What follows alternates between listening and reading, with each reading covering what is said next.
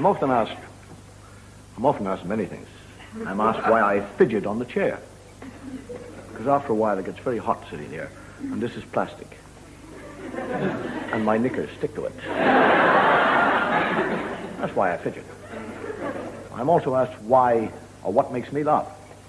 And many things make me laugh. Actually, children make me laugh.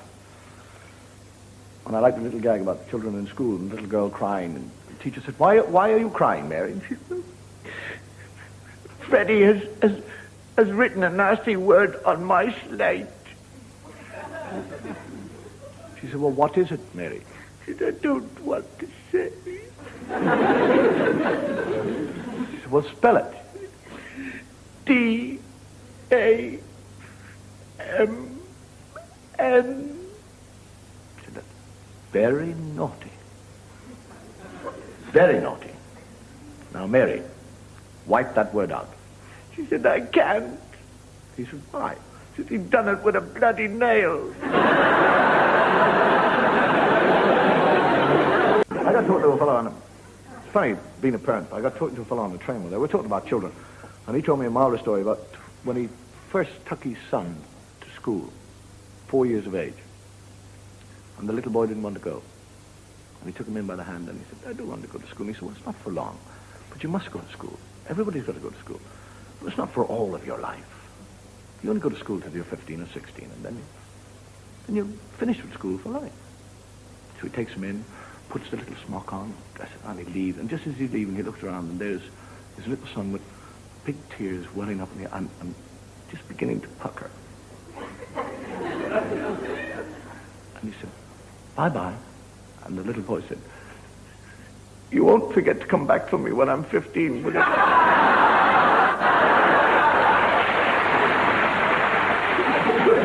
Tell you where I get great laughs too, watching politicians on television trying to be honest. All about. And the newscaster, have you ever watched the newscaster? And he said, and that is the end of the news. And the camera doesn't go off him. It stays on him. And he goes,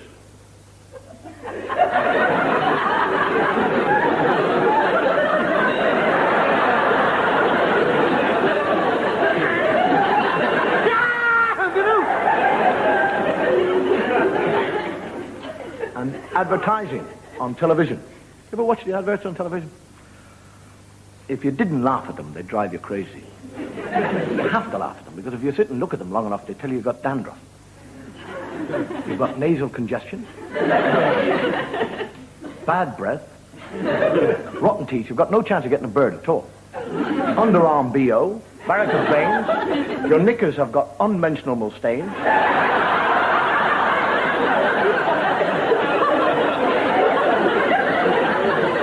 Too tired at night and you're no bloody good in the morning.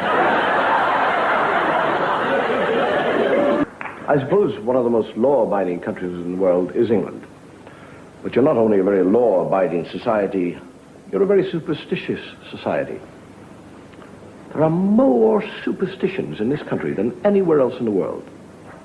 Do you know that there are hundreds of people in this country who will not christen their child Agnes, because they believe that any child who is christened Agnes will become mad? Can you imagine having a blind date with somebody called Agnes? And she's standing there going, good evening, Agnes. And there's a superstition in this country that if you tickle the toes of a baby, he will stutter. Are you surprised? Can you imagine a little baby lying there and somebody's tickling his and he's going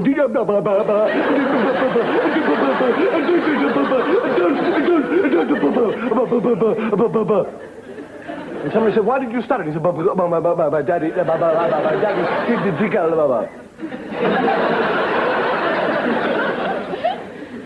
The lovely superstition is that if a girl steps over a broom, she will be a mother before she is a wife.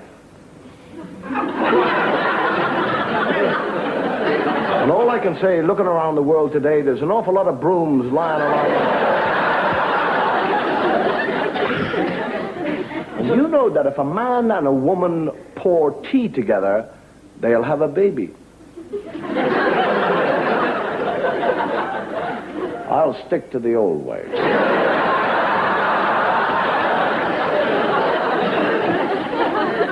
And if you've got jaundice, do you know how to get rid of it? 2 slices of bread and butter, 9 live lice. And eat it. You get rid of the jaundice, but you die of food poisoning. And if you're going bald, all you got to do is go and get 2 handfuls of goose dung. Superstitious people believe this. Go and get 2 handfuls of goose dung and rub it into the bald patch. And you'll grow your hair. But you'll be the loneliest, smelliest man in the world. I suppose the most basic of all laws is the law of God. It's precise, it's sharp, it's to the point. Break it, and you'll burn in hell. Where there is a great wailing and weeping and gnashing of teeth. The thing I've never been able to figure out is, with all that weeping, why they haven't put the flames out years ago. Medical science actually tells us that with all the soft foods we eat, we'll eventually have no teeth. And what's going to happen in hell? There'll be a wailing and a weeping and a rubbing of gums.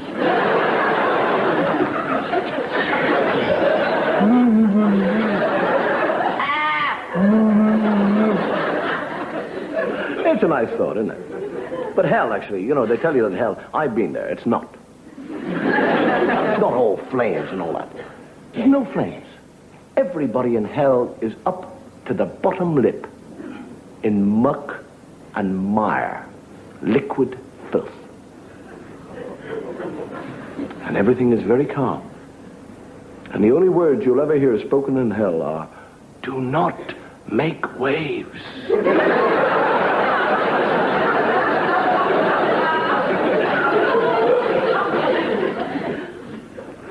And on Saturday, Satan goes water skiing.